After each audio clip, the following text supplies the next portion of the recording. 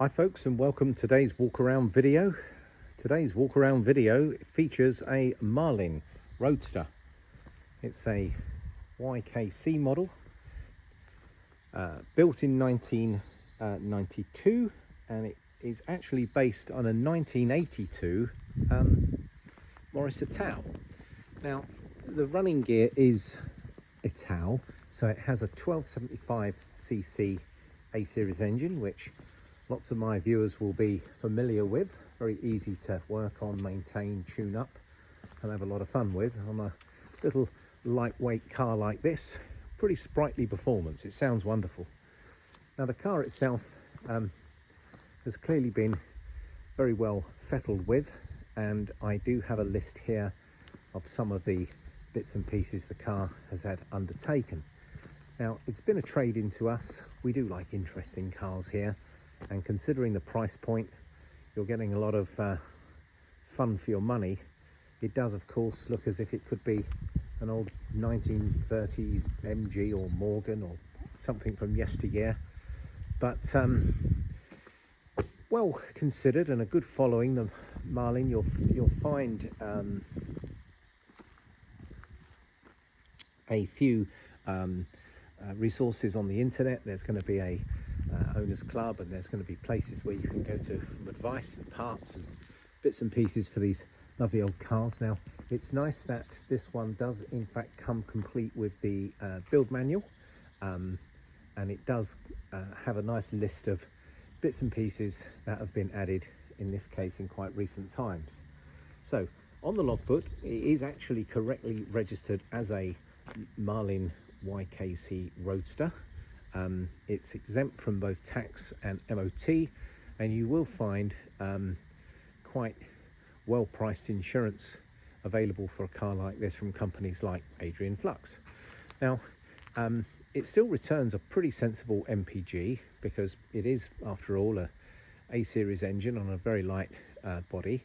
The car itself does come with full wet weather gear, and also a tonneau cover. So the wet weather gear gives you side screens and of course a hood, and it sits on a frame. Now, all of that has been taken off at the moment for photographs, but there will be some photographs within the advert that show you with the wet weather gear on, and that all looks to be in good condition, no holes.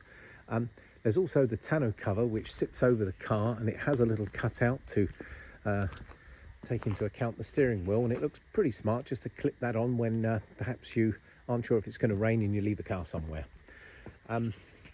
Looking at my list here, I'm going to give you a little bit of information about some of the new parts, extras and work that's been carried out.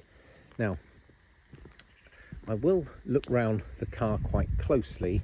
Now, the paint bodywork, well, the bodywork, it's in very good order. It's very difficult to find rust on fiberglass, but the primrose yellow, I think I would probably want to call this colour.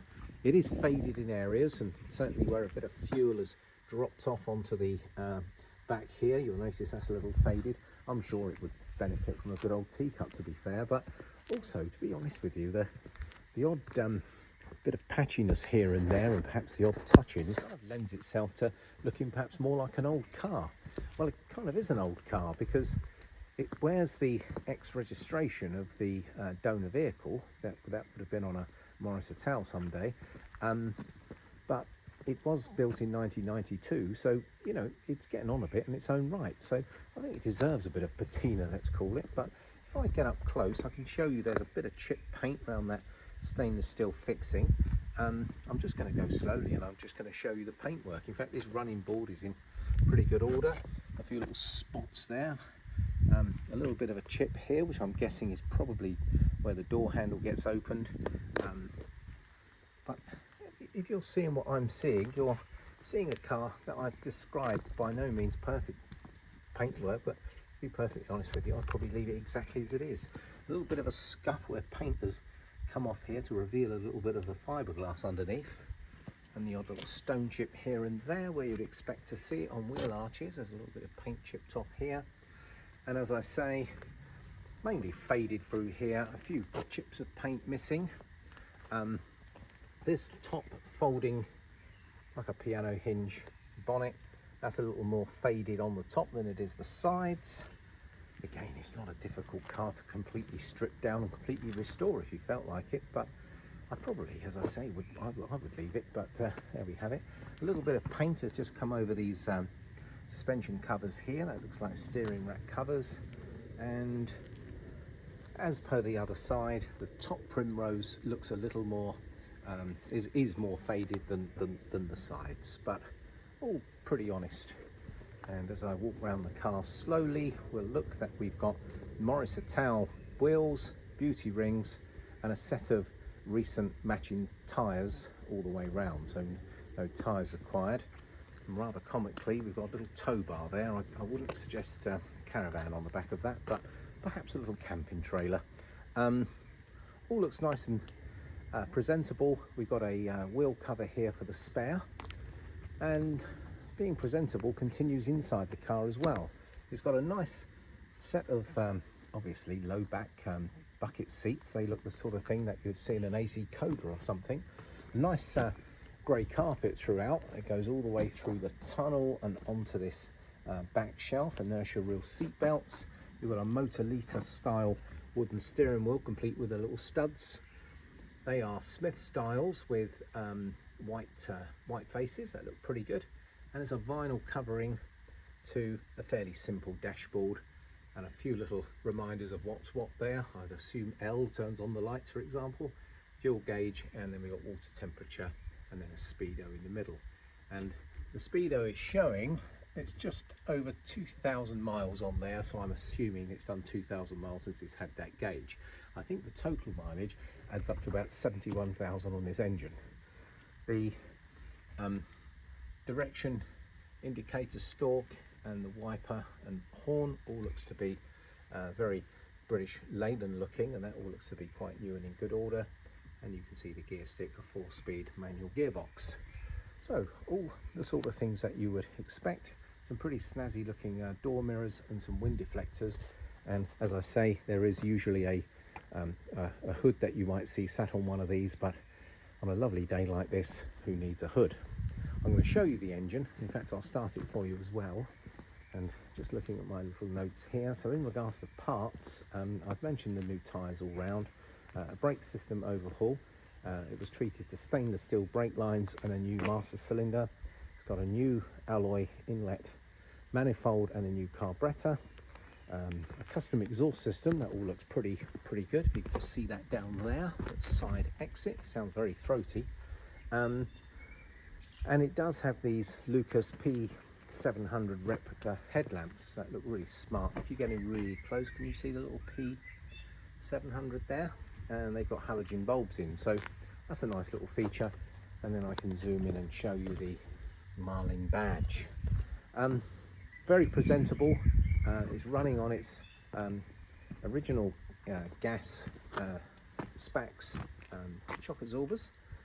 Rides really well, goes really well, and obviously not a fast car, but I would describe it as pretty rapid. And when you're sat down as low to the ground as you are in one of these, yeah, it's quite an exciting ride. Great fun. Now, let me unclip the engine cover here, and we'll have a little look at the engine. It's well ventilated, and I've got 4 little clamps here which keep the engine cover in place. Now, that's an old-fashioned sounding klaxon horn that looks like a Bosch battery with a isolator. Sorry, let's make that a Varta battery. It's pretty similar from up here. And now when we look down, we can see that's new carburetor. You can see the aluminium inlet manifold, a nice chrome rocker cover. That thermostat housing looks to be new. Lots of new gaskets and hoses and what have you poking out. Some nice wiring, a fuel filter in there. AccuSpark, that tells me that it's got a sports coil, therefore it's going to have electronic ignition, and I can see an alternator too. And just in the background you can see that new brake master cylinder. Well, that's one side of the engine, and there's the engine plate there. Now let's have a look at the other side. And I promised you that I would start it, which I will, and you can have a little listen to this engine. And down here I can see a new distributor, I can see a oil filter that was changed on that date. It hasn't done very many miles from then. Steering system, looks like some new hoses on top of that, new thermostat housing, and spark plugs look to be very new as well. I know the oil was changed in both the engine and the gearbox, and that little A series engine fits in there very nicely. It's all nice and solid underneath, and all the chassis is protected from corrosion. Drives really nicely. It's crying out for a set of wire wheels or something, isn't it? That would make it look even older, but pretty adequate as it looks. And as I've described to you, the paintwork is faded in areas. It's unfortunately what happens with a yellow car, but it does kind of add to the illusion of older age. So actually, with a dateless number plate, people might look twice and think they are being overtaken from a car from the 30s or 40s. So yeah, very presentable, in good running order. I'm told by the previous owner it was always very reliable on the button, and certainly I haven't had any problems starting and driving it. I've just come back from a drive on this beautiful warm summery day here in North Hampshire. Let's make sure it's not in gear. Let's give her a turn over, and there she goes. So this is a 1982 Marlin Roadster in good running order. Drives ever so well, both MOT and tax exempt. Very low running costs in a car like this. Nicely set up, nicely in tune. Drives ever so well. She was a part exchange. She's only just come into us, and having had the little drive in her, I've got to say she's a lot of fun. She's in stock now, so if you'd be interested in owning a lovely, interesting little home build kit car built in 1982 from a donor car of 1982, this could be the one for you. Quite an interesting number plate with a 115 on it. It keeps the number plate nice and small, suits the car, and just a good, reliable, everyday working classic. Certainly on a day like this, it's the car to have. You could have some wonderful times. I don't think anyone would mind you turning up to a classic car show in one of these. It is in good order. It has been looked after and very well maintained. Well, hopefully my little walk around video has given you a slightly better idea of what this little Roadster's like. I'll be more than happy to show you the car. We can take it for a drive, make sure it suits you. Obviously a little bit of dexterity is required to hop in and out of these cars, but I've got to tell you, when you open these side doors, you've got plenty of room to swing your bottom inside and legs up there, and there's the back of the seat. Not real great difference between hopping in and out of an MGB, to be honest with you, except of course in the MGB you've got a bigger door to maneuver, and if it's a Roadster you've got a head to duck under the roof. Not so with this one. I hope you've enjoyed today's video. If you'd like to get hold of me, please use the usual channels and I'll be delighted to give you any further information. Thank you for watching today's video, folks. That's Danny of Bradley James Classics, signing out.